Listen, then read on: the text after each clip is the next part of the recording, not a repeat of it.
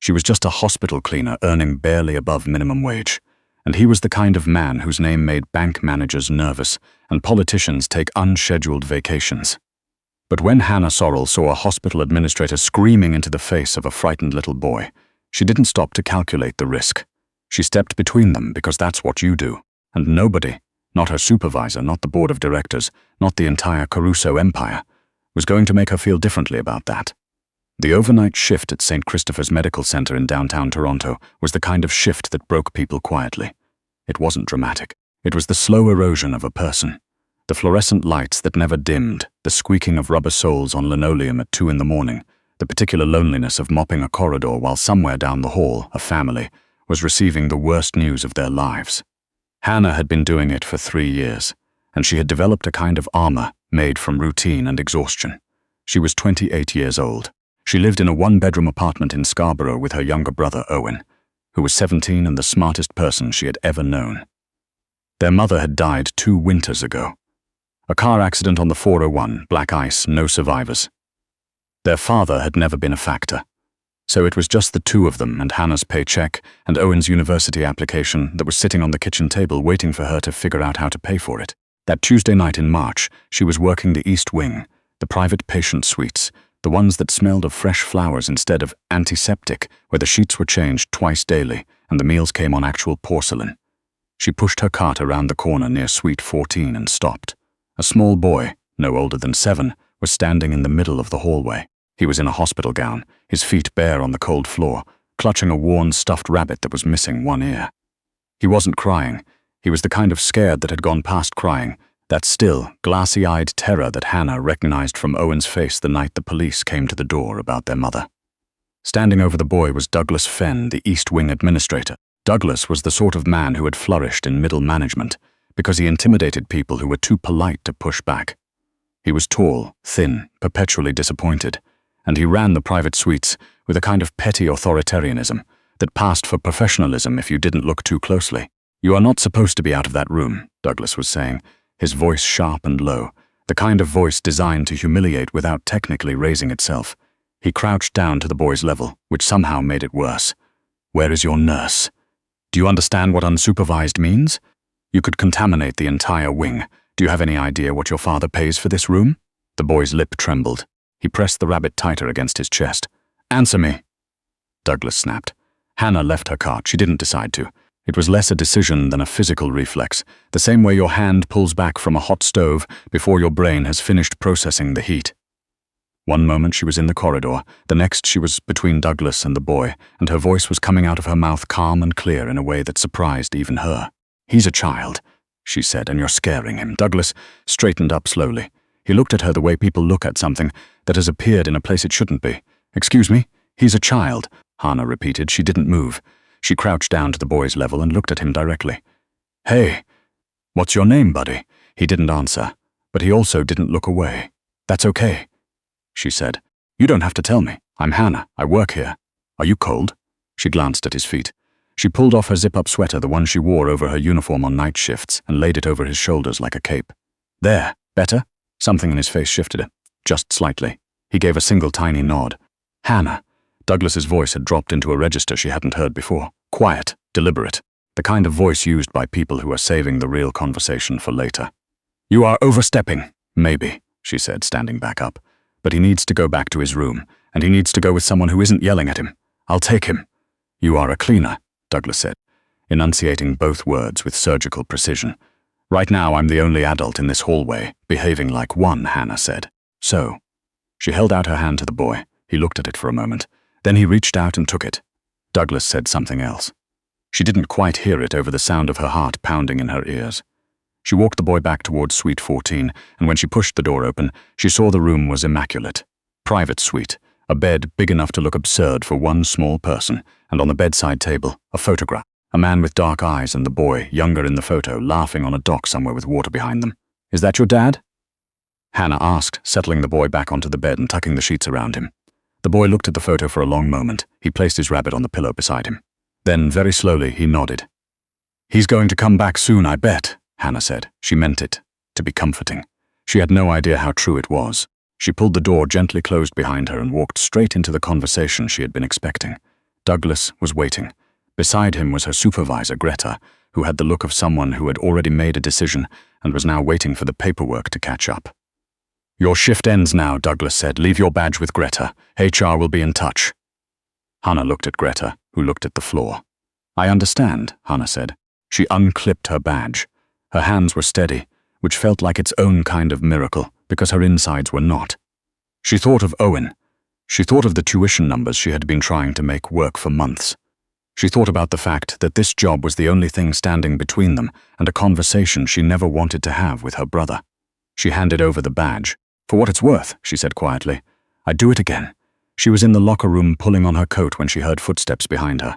Not Greta's shuffle, not Douglas's brisk clip. These were different, measured, the kind of footsteps that expected rooms to rearrange themselves. She turned around. The man standing in the doorway of the locker room, which was decidedly not a space he was supposed to be in, was tall. Not theatrically tall, but the kind of tall that reconfigured the dimensions of a room. He wore a charcoal overcoat over a dark suit, and he had the look of someone who had not slept but would never admit it. His jaw was sharp. His eyes were darker than the photograph on the bedside table had suggested, and they were fixed entirely on her. "Mrs. Sorrell," he said. She stared at him. "How do you know my name? My son told me," he said. In his way. She processed that for a moment. The boy. The photograph. "He doesn't speak," she said slowly. "No." Something moved across his face. It wasn't quite pain, but it was adjacent to it. "He hasn't for 8 months. Not since his mother."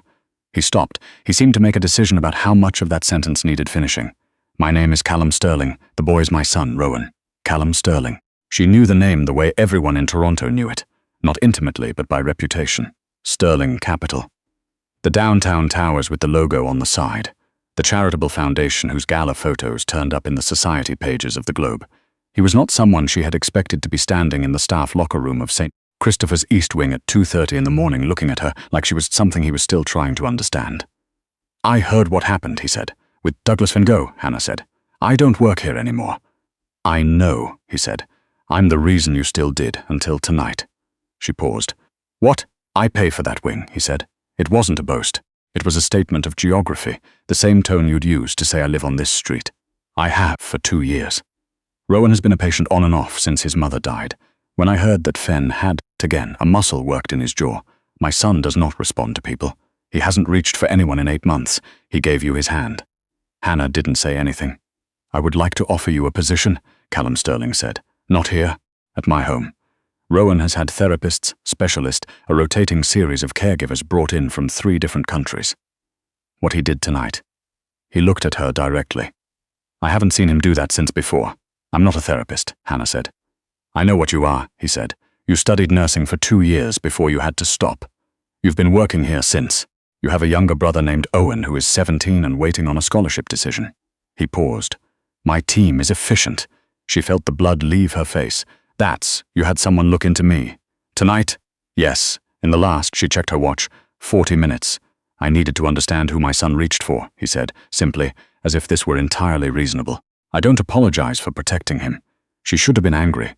She was a little angry, but underneath that, she understood it, the same way she understood every decision she had made since the night the police knocked on her door and she became the only person standing between Owen and free fall. "What kind of position?" she asked. "Live in," he said. "My house in Rosedale. You would be Rowan's primary caregiver. Your schedule, your methods. I won't interfere with what you do with him during the day. I only ask that you're available to him at night when the dreams come, and they come every night." He pulled a card from his inside pocket and held it out. "The salary is $12,000 a month. Your brother's first year of university to go will be covered in full before you sign anything. That is the offer, regardless of whether you take the position." Hannah looked at the card. She didn't take it yet. "What are your rules?" she asked. He looked at her steadily. "You don't discuss my business with anyone outside the house. What you see, you keep. You don't take Rowan off the property without 2 of my people present. And," he paused, and something in his expression shifted into something quieter and more serious, "you don't disappear on him." "He has had enough people disappear," she took the card. The house in Rosedale was not what she had expected, which she realized was naive, because what had she expected? A normal house. It was a heritage property on a quiet, tree-lined street, 4 stories, grey stone, ivy going up the east wall. It looked like it had opinions. The security was not visible, but it was present. She felt it the way you feel a current in water before you see it move. Her room was on the 3rd floor, down the hall from Rowan's. It had a window seat overlooking the back garden, and a bathroom that was larger than her kitchen in Scarborough. She stood in the middle of it the first night holding her duffel bag and felt something that wasn't quite gratitude and wasn't quite grief, more like the particular disorientation of a life-changing shape faster than you can track it. The housekeeper was a woman named Mrs. Osei, somewhere between 60 and ageless, who assessed Hannah in approximately 4 seconds and then handed her a cup of tea. The last one lasted 9 days, she said. Threw in the towel after Rowan hid her laptop in the garden pond. Why did he do that? Hannah asked. She wouldn't stop talking at him, Mrs. Osei said. He doesn't like being talked at. Good to know, Hannah said. Rowan's room was dark when she knocked the next morning. She opened the door and stood in the doorway without going in. The curtains were drawn. Rowan was sitting on the floor against the bed with his knees pulled up, the rabbit on the floor beside him, staring at nothing. Morning, Hannah said. She didn't move from the doorway. I'm going to make waffles downstairs if you want some. Mrs. Osei says there's real maple syrup, the good kind from Quebec, no pressure. She left. She went downstairs. She made waffles. She put a plate at the table, then sat at the counter with her own and a cup of coffee and opened the book she'd brought. 20 minutes later, she heard small feet on the stairs. She didn't look up, she turned a page. Rowan sat down at the table. He looked at the waffles. He looked at the maple syrup. He poured a careful, deliberate amount of syrup and picked up his fork. Hannah turned another page. She let 3 days go by like that. No structured activities, no agenda, no therapeutic objectives announced out loud. She was just present. She fixed things when they were broken. She made food. She sat near him while he drew in the sketchbook she had left within reach. She noticed that he drew the same thing over and over. A woman with long hair, seen from the back, standing at a window. On the 4th day, she sat down on the floor next to him while he was drawing and said, "Is that your mum?" Rowan stopped drawing. He didn't look at her. He pressed his pencil hard against the corner of the page. Mine had long hair too, Hannah said, looking at the ceiling. She used to braid it when she was thinking. It drove me crazy, hair everywhere. She paused. I miss her, the hair and everything else. Rowan looked at the drawing. Then very slowly, he picked up a red pencil and drew a small red flower in the bottom corner of the page, separate from everything else, like a signature. Hannah didn't say anything, but she noticed she'd been at the house for 2 weeks when she turned the wrong corner at midnight and walked into something she was not supposed to see. The study on the ground floor. The door opened 3 inches. 2 men sitting in chairs. Not sitting the way guests sit, but the way people sit when they don't have a choice. Callum stood with his back to her, his jacket off, shirt sleeves rolled up. One of his security people stood to the side. Nobody was speaking. Hannah froze. Callum turned his head without turning his body, the way people do when they have very good peripheral awareness. He looked at her over his shoulder. His expression didn't change, which was somehow worse than if it quietly. Your hand, she said. He looked down. There was a cut across 2 of his knuckles, deep enough. Blood moving toward his cuff. Go back upstairs, he said. That needs cleaning, she said. If you ignore it, it'll stiffen. You won't be able to. She stopped herself. 2 minutes. Kitchen. I'll get my kit. The silence lasted long enough that she genuinely wasn't sure which way it would go. 2 minutes, he said. In the kitchen, under the overhead light, she ran his hand under cold water, and he sat on a stool and let her, which she suspected was not something that happened often.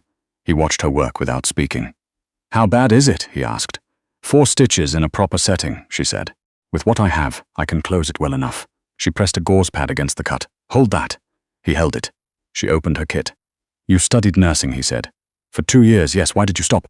She didn't answer immediately. She pulled out what she needed, organized it the way she'd learned to. Fastest access, no wasted motion. My mother died, she said. Someone had to be home. He was quiet for a moment. How old was Owen? 15. Another silence. She began cleaning the wound, and he didn't move, didn't flinch, didn't look away from her hands. Rowan was in the car, he said, abruptly, like something he'd been holding for a long time had slipped loose. When his mother, it wasn't an accident, someone ran them off the road. On purpose. He stopped. He watched her. He couldn't. There was nothing he could do. He was 6 years old. Hannah's hands stilled for just a moment. Then she kept moving, she said softly. I figured it wasn't an accident, given everything.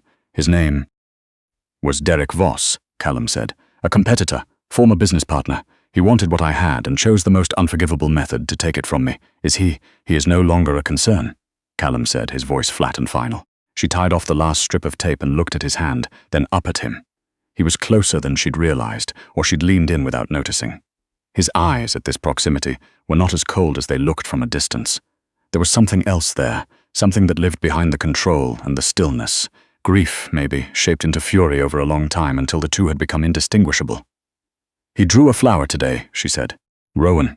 He's been drawing the same thing over and over, but today he added a flower in the corner, red one." Callum looked at her. His mother liked flowers, she said. It wasn't a question. He looked away. She had a garden. He used to help her in it. His voice was careful in the way people's voices are when they are managing something very large very precisely. "He hasn't gone near the garden since she died." Hannah looked out the kitchen window at the dark shapes of the garden beyond. "I'll take him tomorrow," she said. "Just to look. We don't have to do anything." Callum was quiet for a long moment. Then he said, "All right." She stood up, gathering the kit. "You should sleep," she said. "So should you. I sleep fine," she said. "Do you?" He looked at her. "No." She nodded once and left him with that, because some things don't need adding to. 5 weeks in, the house had started to breathe differently. Rowan had taken to following Hannah to the garden in the afternoons. He didn't do anything in it. At first, he just stood and looked at it with that careful, assessing expression that she had come to understand was his way of processing something he wasn't ready for yet. Then one afternoon, without being asked, he crouched down and pulled a weed from the edge of the flower bed. Just one. Then he stood up and walked back inside. Hannah counted it as a win of the highest order. Owen had come to visit twice, and the two of them had spent an afternoon at the kitchen table, Owen explaining a physics problem he was working through, Rowan sitting nearby with his sketchbook. At some point, Rowan had slid the sketchbook across the table and shown Owen the drawing. Owen had looked at it seriously and said, "That's really good, man. The shading is excellent." Rowan had pulled the book back and looked at it with slightly new eyes. "Your brother is good with him," Mrs. Osei said, watching from the kitchen. "Owen's good with most people," Hannah said. "He got that from our mum. And you?" Hannah considered this. "I got the stubbornness," she said. Mrs. Osei smiled at her cup. "Yes," she said. "I noticed." The evening the atmosphere changed began the way those evenings always seem to, quietly and then all at once. Callum had been on the phone since morning, closed in his office, the security people in the house moving with that particular heightened alertness that Hannah had learned to read. She took Rowan to the garden. She stayed near him. She didn't ask questions. That evening, after Rowan was in bed, Hannah was in the kitchen when Callum's head of security, a man called Barrett, came to find her. "Mr. Sterling wants you to stay in the house tomorrow," Barrett said. "No garden. Rowan stays upstairs." "What's happening?" she asked. Barrett shook his head. "Rule 1. She didn't sleep well. She lay in the window seat and watched the garden and thought about Rowan's red flower and Owen's tuition and the way Callum had looked at his son's name written on a hospital door. At noon the next day, Callum came to find her. He was still in last night's suit. His eyes were clear but exhausted in that particular way of someone running on something colder than coffee. "I need you to bring Rowan downstairs," he said. "There's something I need to say to you both." She brought Rowan down. He sat on the sofa with his rabbit and looked at his father. Callum crouched to Rowan's level. "There's going to be some noise tonight," he said, "and I need you to stay close to Hannah. Can you do that?" She gave him a small nod. He looked back at his father and very slowly extended his fist, knuckles out. Callum looked at the fist. Something crossed his face that she wasn't prepared for, a cracking open, just for a second. He reached out and bumped his own fist against his son's, gently. Rowan went back upstairs. "He hasn't done that since before," Callum said, still looking at the stairs. "I know," Hannah said. He looked at her. "How?" "Same way you knew he reached for my hand," she said. "You pay attention to the people you love." He was quiet for a moment. "There is a meeting tonight," he said. "Here in the house. A man named Gerald Fitch will be present. He and I have been in dispute over a development contract for 18 months. It has come to a head. I need you to understand that whatever you hear." He stopped. "Rule no," she said. "And I need to ask something else," he said. "Stay with Rowan. Don't leave his side. If Barrett comes to the door and tells you to move, you move immediately. No questions. Do you understand?" "Yes," she said. "And Emily?" He stopped. He looked at her. Hannah. I'm sorry, It was the first time he had said the wrong name. She understood, with a sudden ache, what it cost him to do that. "It's okay," she said quietly. "I've got Rowan." She didn't know whose name he'd been about to say before he corrected himself. She didn't ask. The meeting was downstairs. She heard voices, raised once, then low. She sat on the floor outside Rowan's room with the door open, reading to herself because she didn't have another book for him and she'd already finished the last one she'd brought. She heard his voice at one point, Gerald Fitch's voice, loud and brittle the way insecure men go loud when they're scared. She heard Callum's voice once, saying something she couldn't make out. Then silence. Then Barrett's voice on the other side of Rowan's door. "Move. Now. Safe room." She already had Rowan by the hand. They were moving before the door opened. The safe room was off the main bedroom, a steel-reinforced space with a cot, water, a first aid kit, and a small monitor showing security feeds. She sat with Rowan on the cot, and they watched the feeds together, which she realized afterward was perhaps not standard protocol. But Rowan had found the remote and she had decided to let it go. On one of the feeds, she could see the front drive, and on it, Gerald Fitch, flanked by two men she hadn't seen before, gesturing, loud enough that she could hear the vibration of his voice through the walls without making out words. On another feed, Callum, outside the front door, his jacket gone, his posture absolutely still in the way of someone who has already calculated every possible outcome and is simply waiting for one to arrive. On the feed, she wasn't watching, a figure moving along the back fence. Rowan saw it first. He grabbed her wrist and pointed at the monitor. She looked there, at the garden wall, someone moving low along the edge of the hedge, carrying something she recognized from the shape of it, the length. She hit the intercom without thinking. Barrett, back garden, east wall, armed. A half-second of static. Copy. What happened next happened in a compressed, surreal sequence that she would spend a long time afterward trying to place in the right order, shouting outside, running on the feeds, a sound she had only ever heard on television, sharp suppressed, and then Rowan's hand gripping hers so hard she felt the bones of her fingers compress. "It's okay," she said. "I've got you. I've got you." She said it the way she used to say it to Owen in the months after their mother died, when he would wake up at 3 a.m. and she would sit on the floor of his room until the panic passed. She said it because it was the only thing she knew how to say in that register and mean it completely. Rowan pressed his face against her shoulder. She felt him shake. "It's okay," she said again. "He's out there, your dad. He's okay." She was not entirely sure that was true, but she believed it. 40 minutes later, Barrett's voice came through the intercom. "Clear, Mr. Sterling is asking for you both." Callum was in the kitchen when they came downstairs. He was at the island, a glass of water untouched in front of him, his hands flat on the counter. When Rowan came through the door, he turned and crossed the room in 4 strides and lifted his son off the ground, holding him with the ferocity of someone who has recently been reminded of precisely how much they have to lose. Rowan wrapped both arms around his father's neck and held on. Hannah stood in the doorway and looked at the floor. When Callum set Rowan down, he said something to him quietly. Rowan went to Mrs. O'Shea, who had materialized with warm milk and the particular expression of a woman who has weathered things and intends to continue doing so. She walked him toward the living room. Callum turned to Hannah. He covered the distance between them and looked at her face. She had a bruise beginning at her temple, she realized. She'd hit the edge of the cot when the sound had come and she'd moved to cover Rowan. "You're hurt," he said. "It's fine, it's nothing, Hannah." His voice was different, stripped of the control, or most of it.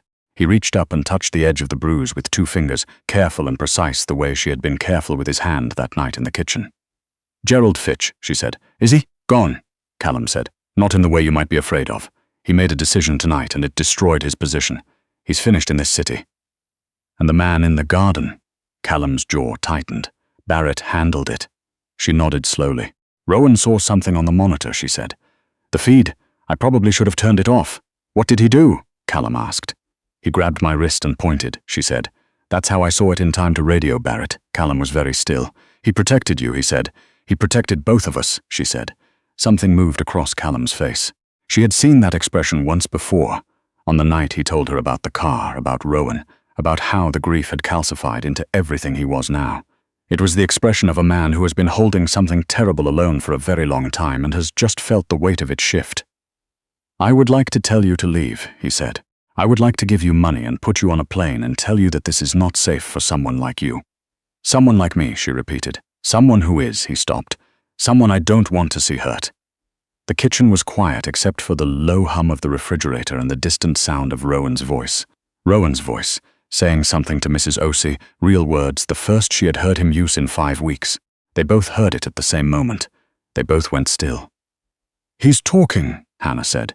"He's talking," Callum said at the same time in a completely different voice. She looked up at him. He was looking at the doorway, his expression undone. He pressed the back of his hand against his mouth for a second, a gesture she understood was not about composure, but about containing something that composure had no category for. She took his hand, the bandaged one, the one she had cleaned. She held it the way she had held Owen's hand in the months when that was the only real thing she knew how to offer. Callum looked down at their hands, then he looked at her. "You're not leaving," he said. It wasn't a command. It was a question that had stopped being able to disguise itself. "I'm not leaving," she said. He was quiet for a moment. The sounds of Rowan's voice, still going, halting, rusty, like a door that hasn't been opened in a long time, came through from the living room. "I don't know how to do this," Callum said, and she understood he wasn't talking about Gerald Fitch or the garden or any of the machinery of the world he ran. "You already are," she said. He looked at her for a long time. Then he pulled her carefully, deliberately toward him, and she didn't resist, because this was a man who had carried the worst thing she could imagine and had come out the other side, still standing, still fighting, still crouching down to his son's level in a hospital hallway at 2 a.m, because the alternative was unthinkable. He pressed his forehead against hers. "Owen's tuition is paid for the full 4 years, he said quietly. "I want you to know that has nothing to do with this." "I know," she said, "and I want you to know that I haven't," he exhaled. "I don't know what I'm doing, Hannah." "Neither do I," she said, "but I'm pretty good at learning on the job." She felt him almost smile. Almost. From the living room, Rowan's voice carried clearly through the house for the first time in 8 months. "Mrs. Osei, do you think there are rabbits in the garden?" And Mrs. Osei's voice, steady and warm. "I think there might be, sweetheart. We could look in the morning." Hannah Sorrell had walked into St. Christopher's Medical Center that night as a cleaner who was 2 weeks behind on rent and drowning quietly in the math of other people's needs. She had walked out of it unemployed, which by any measure should have been a disaster. What she hadn't counted on was that the worst night of her working life would turn out to be the night everything that mattered began. She hadn't saved anyone with anything dramatic. No weapon, no grand gesture, no fire to walk through. She had crouched down to a frightened boy's level and spoken to him like a person. And sometimes, it turns out, that is the most dangerous and most powerful thing you can do. Callum Sterling spent the next year learning how to let people in without treating it like a security liability, which was a process, and not always a graceful one.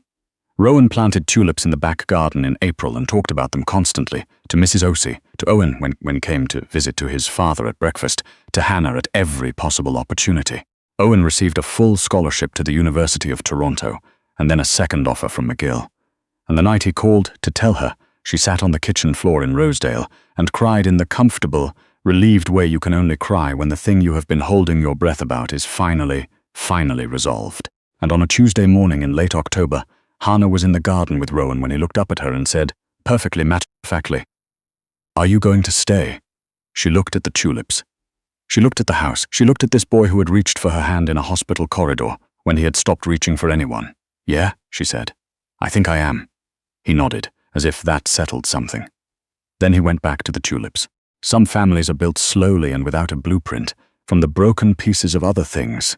From grief that hasn't finished, from courage that wasn't planned, from a small boy's hand reaching out in the dark toward the only warmth in the room. Hannah didn't set out to build one.